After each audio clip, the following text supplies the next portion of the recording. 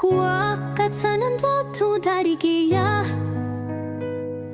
cumi na gatanu gushingo mutege amatwi mwitonze murebe ngo murarya ibyiza n'ubugingo bwanyu bugishimira umubyibuho. Kuki mukomeza gutanga amafaranga muguri bindura ibintu bitari byo kurya? Kandi se kuki mutanga amafaranga muba mwabonye bibaruhije mugura ibintu bidahaza? Mundege amatwi mwitonze mureba ngo murarya ibyiza kandi mukishimira cyane ibyiza kurusha ibindi. Yesaya 55 umurongo wa 2.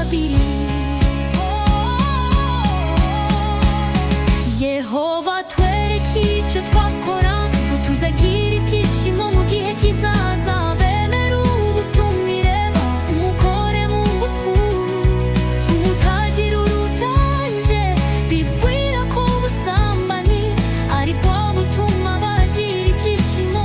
Bibiliya ivuga ko bizatuma bajya mva.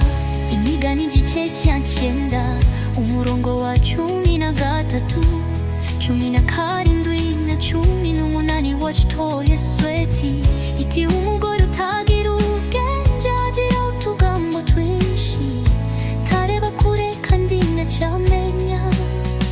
Amazi mwaninja baryoha kandi ucogura umaririye ahantu hihishe birashimisha.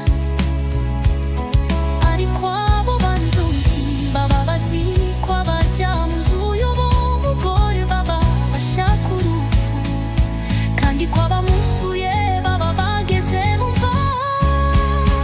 Icyakora bemara ubutumire umugore ugereranya ubwenge nyakuri wo bazabona umwigisha mu gihe kiri imbere. Imigani igice cya 9 umurongo wa 1 wacukuwe ubwenge nyakuri yubaka inzu bubazana inkingi zayo 7. Twitoza gukunda ibyo Yehova akunda tukanga ibyo yanga. Zaburi 97